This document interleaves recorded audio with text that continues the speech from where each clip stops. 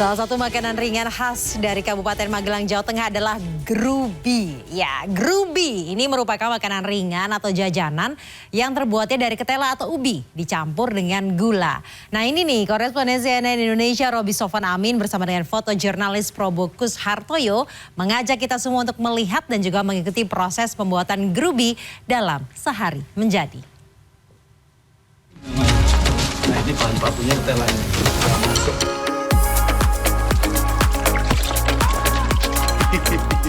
Ketelanya besar-besar.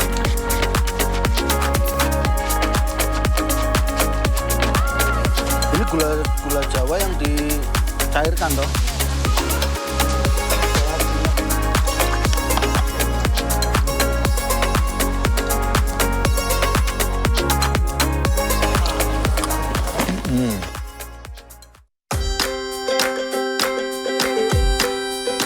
Inilah Dusun Jetis, Desa Menoreh, Kecamatan Salaman, Kabupaten Magelang, Jawa Tengah yang dikenal sebagai Kampung Grubi.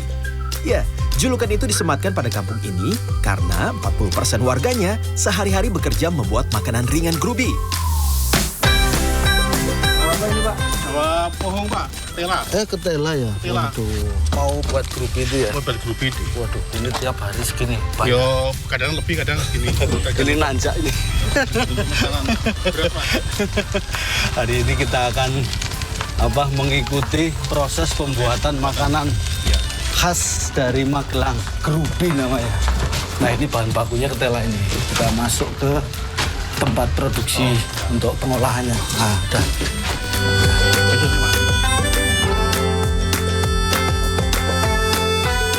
Rumah salah satu warga yang saya datangi ini merupakan tempat untuk mengolah ketela menjadi bahan yang akan dibuat menjadi grubi. Tahap awal, ketela yang baru diambil dari kebun ini langsung dicuci untuk menghilangkan tanah yang masih menempel di bagian luar ketela. Nah, ini jenisnya jenis ketela AC.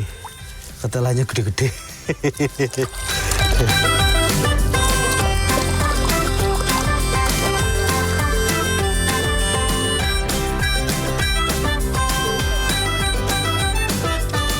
Dalam sehari, rumah-rumah yang bertugas menyiapkan bahan baku akan melakukan proses pencucian, pengupasan, hingga pencacahan sampai menjadi stik kecil-kecil.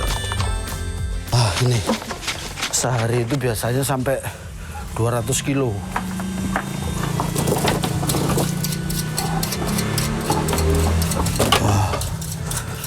Tuh, ini ada yang ketela, ini ketela yang biasa, itu ketela AC apa ya? Ketela AC. Kalau yang ini, ini namanya ketela ungu. Asli ya? Iya. Warnanya ungu, identik sama apa?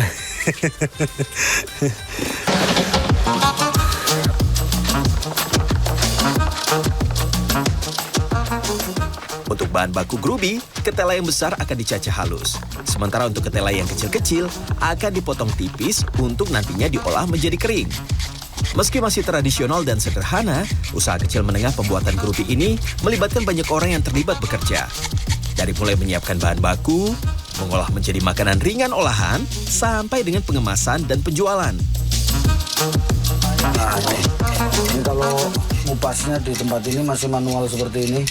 Kalau pakai pisau kayak gini lama, karena ini dagingnya banyak yang kena kemakan. Kalau pengen cepet pakai ini nih, saya coba. Ya.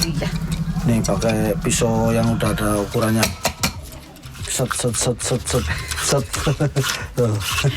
Cepet. Ini karena berkejaran dengan waktu ya.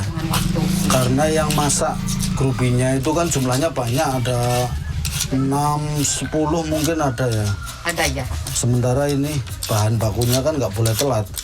Sananya produksi goreng, terus kalau sininya motonginya sampai telat, tinggalan. Nah ini saya bawa masuk biar cepat jadi. Setelah dirasa cukup, saya langsung membawa ubi yang sudah dikupas bersih untuk diproses selanjutnya, yaitu dipasah. Pada tahap ini, ubi akan dipotong tipis-tipis dengan alat sederhana seperti parut. Dengan alat sederhana ini, proses pemotongan dapat dilakukan dengan cepat dan tentunya dengan ukuran yang sama.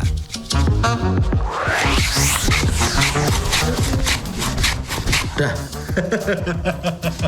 Nggak berani terlalu tipis karena ini tau nggak, tajam banget ini.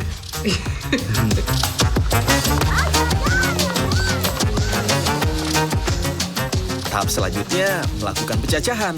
Pada tahap ini juga sama, prosesnya sederhana dan hanya menggunakan pisau yang sudah dipasang di kayu papan sehingga proses pencacahan bisa dilakukan dengan cepat dan hasilnya memiliki ukuran yang hampir sama seperti ini. Udah penuh ini diganti. Diganti yang baru. Ini kita antar ke tempat produksi.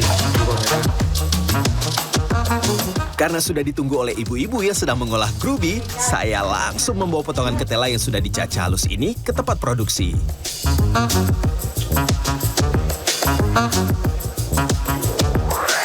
Jadi di kampung ini itu hampir 40% di rumah-rumah warga seperti ini bikin grubi. Jadi ada yang ngupas ketela, ada yang bikin seperti ini. Nanti ada tempat produksinya di sini. Ibu-ibu yang sedang bertugas menggoreng langsung ceria melihat saya datang membawa bahan baku grubi atau ketela yang sudah dicacah halus. Untuk proses menggoreng grubi tidak lama, hanya butuh waktu sekitar 4 menit. Pertama, grubi yang sudah dicacah halus ini digoreng.